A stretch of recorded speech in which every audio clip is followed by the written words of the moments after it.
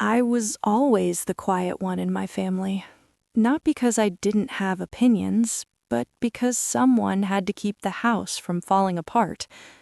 My mother used to call me her bridge child, the one who connected arguments before they turned into wars, the one who listened more than she spoke, the one who swallowed words so others could keep shouting.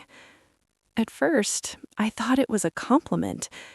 Growing up, my younger brother Aaron was the golden spark, loud, confident, praised for things he hadn't even finished. My older sister, Lena, was the storm, sharp-tongued, dramatic, and somehow always forgiven. And then there was me, the middle child, the negotiator, the peacemaker. When Dad lost his job during my final year of college, it was me who sat with him at the kitchen table while he stared at unpaid bills like they were death notices. When Lena threatened to move out after another fight with Mom, it was me who followed her to the gate, begging her to stay until things cooled down. When Aaron failed his first business attempt and blamed everyone but himself, I was the one who convinced Mom to mortgage her jewelry to help him start again. No one asked me to do these things. They just expected them. At family gatherings, my role was invisible but essential, like salt in food. You only notice it when it's missing. I'd arrive early, help Mom cook, clean up arguments before dessert, and leave last after stacking chairs and collecting broken emotions. And every time someone praised the family for being so united, I smiled like I hadn't stitched that unity together with my own silence. The trouble is, silence has interest. It accumulates. The real turning point began with something small, almost harmless. Aaron announced he was starting a new company. Again. This time he needed family support. Everyone clapped. Everyone smiled. Everyone looked at me. I didn't even wait for the question. "I'll handle the paperwork," I said. "Registrations, legal stuff, planning. You focus on the idea." Aaron hugged me like I'd handed him a winning lottery ticket. Weeks turned into months. I worked nights after my job, filing documents, negotiating with vendors, fixing mistakes Aaron didn't even know he'd made. When investors came, I stayed in the background, passing notes, correcting numbers silently. When problems arose, I smoothed them over before anyone else felt the shake. And when the company finally launched successfully, Aaron stood on a small stage, holding a microphone, smiling like a self-made hero. I couldn't have done this without my family. Their emotional support meant everything. Emotional support. That night, everyone celebrated him. Toasts were raised, photos were taken. My parents beamed with pride. Lena bragged about our family business to her friends. No one mentioned my name. I told myself it didn't matter. Credit wasn't why I helped. Peace was. Stability. Family. But as I stood alone in the kitchen, washing glasses while laughter echoed from the living room, something inside me cracked. Not loudly, not dramatically, but enough to change its shape forever. Because in that moment, I realized something terrifying. I hadn't just kept the peace.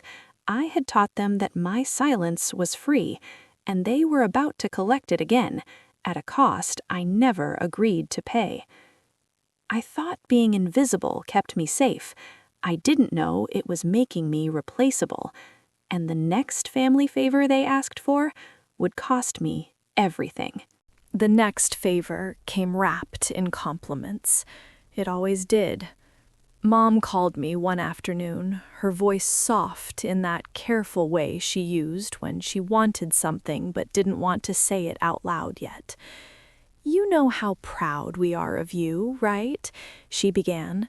"You're the responsible one, the sensible one." I closed my eyes. I already knew where this was going. Aaron's company was growing fast, too fast for someone who skipped details and hated reading contracts. He needed funding to expand, Banks wanted guarantees, investors wanted structure, and somehow, without a single family meeting, the solution had already been decided. They wanted me to co-sign. "Just until things stabilize," Mom said. "It's only temporary. Aaron's success is family success." I wanted to say no. I really did. I had savings, plans, dreams I'd quietly carried for years, things I never spoke about because they didn't fit into my role as the fixer. But the room filled with familiar pressure. Dad's silence, Mom's hopeful eyes, Aaron's confidence that I'd say yes like always. Lena chimed in from the couch. "Don't be dramatic. You're not even using your credit right now." Not using my credit, as if it were a spare room. I asked one question. "What happens if something goes wrong?" Aaron laughed, actually laughed. "Why are you always so negative?" That was the moment I agreed. Not because I believed him, but because peace was easier than being labeled the problem. The paperwork was thick, clauses stacked on clauses. I read every word while Aaron scrolled through his phone beside me. When I hesitated, he sighed. When I asked for adjustments, he waved them off. "Trust me," he said, "we're family." 3 months later, the first payment was missed. Then the second. Then my phone started ringing. At first, Aaron reassured me. Just a delay, cash flow issue, normal startup stuff. But his voice changed over time. Less confident, more defensive. When I asked for transparency, he accused me of not believing in him. Mom asked me to be patient. Dad avoided the topic entirely. Lena told people I was too controlling. And then the letter arrived. Official, cold, final. I stood in my apartment holding the envelope, my hands shaking as I read the words that changed everything. Default notice, liability triggered. My name, bold and undeniable, stamped across a failure I didn't create, but now fully owned. When I confronted Aaron, he didn't apologize. He blamed me. "You handled the documents. If something's wrong, that's on you." I stared at him, stunned. "I warned you. I asked for safeguards." "You always want control. Now deal with it." That night, my parents didn't call to ask if I was okay. They called to ask what I was going to do. "How can we fix this quietly?" Mom asked. "People can't find out. It'll ruin Aaron's image." Aaron's image. Not my future, not my credit, not my life savings, just his image. I lay awake that night replaying every moment I'd chosen peace over honesty, silence over credit, family over self. And for the first time, a thought crept in that scared me more than debt or disappointment. What if keeping the peace wasn't kindness anymore? What if it was surrender? Because as I stared at the ceiling, listening to my phone buzz with unanswered calls, I realized something else, something colder, sharper, and impossible to ignore. They didn't see me as family. They saw me as insurance. I had protected them from consequences my entire life. Now those consequences had my name on them. And the moment I stopped absorbing the damage, they would turn on me. The first thing they did was rewrite the story. Not publicly, at least not at first. Families rarely do their damage where outsiders can see it. They start quietly, inside living rooms, in group chats, where truth can be bent without witnesses. Aaron stopped answering my calls. When he did respond, it was with short messages that felt rehearsed. "We'll talk later. You're overreacting. This stress isn't good for the company." As if the company were a fragile child and I was the one shaking the crib. Mom began checking in on me, but every conversation circled back to the same theme. "You know how sensitive Aaron is," she'd say. "This pressure could break him." Never once did she ask how I was holding up, how I was sleeping or eating, or panicking every time an unknown number appeared on my phone. Dad finally spoke when I visited them in person. "You should apologize," he said, staring at the TV instead of me. "For what?" I asked. "For pushing so hard, for making things tense." That was when it hit me. In their version of events, the problem wasn't the debt, the lies, or the missing payments. It was my discomfort. Lena, of course, took it a step further. She posted online about family members who sabotage success with negativity. No names, no details, just enough for people who knew us to guess. Friends messaged me asking if everything was okay. I didn't reply. I didn't defend myself. I stayed silent, and that silence became proof of guilt. The bank meetings were brutal. Polite smiles, firm voices, eyes that saw me as a risk profile, not a person. Every question circled back to responsibility. Why did I sign? Why didn't I stop it sooner? Why didn't I protect myself? I didn't have a clean answer. Because how do you explain a lifetime of being trained to absorb damage quietly? The worst moment came at a family dinner I almost didn't attend. Mom insisted. "We need to talk as a family," she said. "Clear the air." The air wasn't cleared, it was weaponized. Aaron arrived late, confident, calm, shaking hands with everyone like nothing was wrong. When the topic finally surfaced, he sighed dramatically. "I never asked for things to get this far," he said, "but some people don't know when to step back." Everyone looked at me. I felt heat rise in my chest. "You missed payments," I said carefully. "You hid it. You blamed me." Aaron leaned back. "You handled the finances. You had control." There it was. The trap. If I defended myself, I was controlling. If I stayed quiet, I was responsible. Mom jumped in. "Let's not argue. What matters is fixing this." Fixing this meant me selling my car, tapping into retirement savings, taking on extra work, quietly, gracefully, without resentment. "I've done enough," I said, my voice shaking despite myself. The room froze. Dad finally looked at me, really looked, and in his eyes I saw something that hurt more than anger. Disappointment. Not in Aaron, in me. "Don't be selfish," he said. "Families make sacrifices." I stood up then, slowly. My hands were trembling, but my voice didn't. "I've been sacrificing my whole life.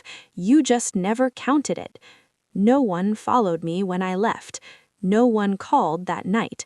And in the silence that followed, something unexpected happened. For the first time, the peace wasn't mine to keep. They thought my silence meant surrender. They didn't realize it meant I was done explaining. And the moment I stopped carrying their story, the truth started getting heavier for them. Walking away didn't feel brave. It felt empty. The days after that dinner blurred together. Emails from the bank, missed calls from relatives, and long hours at work where I pretended my world wasn't quietly collapsing. I stopped attending family events. I muted the group chat. I told myself I needed space, but what I really needed was oxygen. For the first time in my life, I wasn't fixing anything. And without my constant intervention, the cracks began to show. Aaron's business started missing deadlines. Vendors complained. One investor pulled out, then another. I heard about it through distant relatives who suddenly found my number again, their voices polite but curious. "Is everything okay with Aaron?" they'd ask. "I'm not involved anymore," I'd reply. That sentence felt strange in my mouth, like a foreign language, but with every repetition, it became steadier. The bank didn't care that I was not involved. Legally, I was still responsible. I negotiated payment plans, took freelance work at night, and learned how to survive on less. It was exhausting, humiliating, and painfully quiet. But it was also honest. Then came the rumor. Someone, Lena, I later learned, had told extended family that I had pulled out at the worst possible moment, leaving Aaron stranded. That I'd been jealous of his success, that my refusal to help further had damaged the business. I didn't confront her. I didn't defend myself. I let the story sit. Because something inside me had shifted. I was tired of shouting into rooms where listening had never been an option. One evening, Mom showed up at my apartment unannounced. She looked smaller than I remembered, wrapped in worry and pride tangled together. "This isn't like you," she said after sitting down. "You've always been the strong one." Strong. The word tasted bitter. "I'm tired," I said. "That doesn't make me weak." She sighed. "Your brother is struggling." "I know." "He needs you." "No," I corrected gently. "He needs accountability." Mom's eyes filled with tears, not from pain, but from frustration. "Why are you doing this to us?" That question almost broke me, because in her mind, my refusal to sacrifice more was an attack. "I'm not doing anything to you. I'm just not doing everything for you anymore." She left without hugging me. The next week, a formal notice arrived. Legal action was being prepared. My chest tightened as I read it, but there was no panic this time, only clarity. I consulted a lawyer. For the first time, I told the full story, every document, every warning I'd given, every ignored message. And as I spoke, I realized how carefully I'd been erased from emails, from decisions, from credit. The lawyer leaned back after reviewing everything.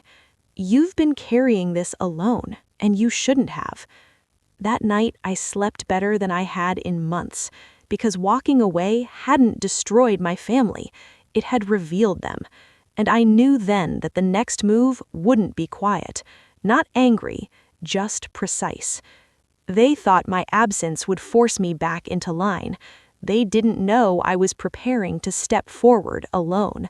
And when the truth finally surfaced, it wouldn't ask for permission. The letter wasn't dramatic. No shouting, no accusations, no emotional language. Just facts.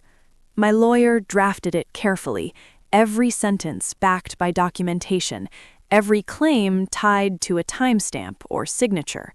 It outlined my role, my warnings, the decisions made without me, and the moments where responsibility had been shifted quietly onto my name. We sent it to the bank, the investors, and, most importantly, Aaron. I didn't tell my family beforehand. For once, I let consequences arrive without cushioning the impact. The response was immediate. Aaron called me for the first time in weeks, his voice sharp and panicked. "What did you do?" he yelled. "I told the truth," I said. "You're ruining everything." "No," I replied calmly. "I'm correcting it." Within days, the pressure shifted. Meetings were rescheduled. Questions were redirected. Investors, who once ignored me, now wanted clarification. And suddenly, Aaron's version of events wasn't the only one in the room. Lena called next, not angry but frightened. "People are asking questions," she whispered, like gossip could hear her. "Why didn't you tell us you were doing this?" I almost laughed, because telling them had never changed anything before. Mom showed up again, this time with urgency replacing pride. "We need to talk," she said, "as a family." I agreed, on one condition. We met at a neutral place, No home court advantage, no memories to soften the truth. Aaron arrived late, his confidence cracked, his eyes darting. Dad looked tired. Mom clutched her purse like it might disappear. Lena avoided my gaze. "I never wanted it to go this far," Aaron said quickly, "but you didn't have to involve outsiders." "Outsiders?"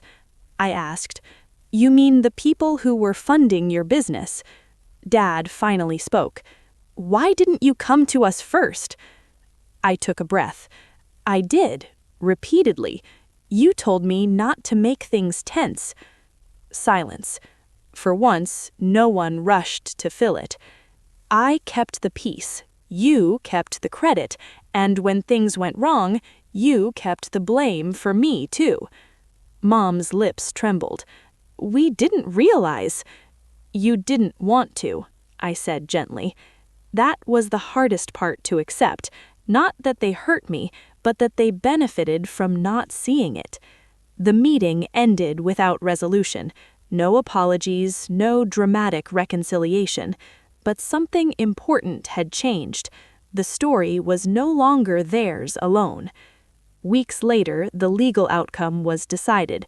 Responsibility was redistributed, my liability reduced. Not erased, but no longer crushing. Aaron's company didn't survive. He told people it failed because of family conflict. I didn't correct him, because I was finally done managing perceptions. When the dust settled, my family didn't celebrate. They didn't reach out much either. Distance replaced dependency, and strangely, that distance felt healthier than closeness ever had. I began rebuilding, slowly, quietly, on my own terms. And in that rebuilding, I discovered something unexpected. Peace doesn't come from being silent. It comes from being honest, even when your voice shakes. I thought the story was ending. I didn't realize the hardest part was still coming. Because forgiveness, I learned, can be another form of betrayal. Time softened the noise, but sharpened the questions. Months passed. Life stabilized in ways I hadn't expected. My finances weren't perfect, but they were mine again. I found a better job, one where my work had a name attached to it, where effort was visible, where silence wasn't mistaken for consent. And then, just when I thought the story had settled, my father got sick. Not suddenly, not dramatically, but enough to pull the family back into the same orbit. Hospital visits, group messages revived, old roles knocking quietly, pretending they hadn't been dismissed. I visited him alone at first. He looked older, smaller. The man who once filled rooms now struggled to sit upright. When he saw me, his eyes softened in a way I hadn't seen in years. "You always come through," he said. I didn't correct him. We talked about small things, weather, doctors, memories that skipped over the painful years entirely. And as I sat there, I felt the familiar pull, the instinct to repair, to smooth, to make everything easier for everyone else. Mom called later that week. "Your father keeps asking for you," she said. "It means a lot." So I came back, slowly, carefully. Aaron was there too, quieter now, humbled by failure, but not transformed by it. He avoided business talk, stuck to safe topics, and acted as though nothing had happened between us. One evening, as we sat in the hospital waiting room, he finally spoke. "I never thanked you," he said, "for everything you did." I waited. "And I'm sorry things went the way they did." It wasn't an apology. It was a summary.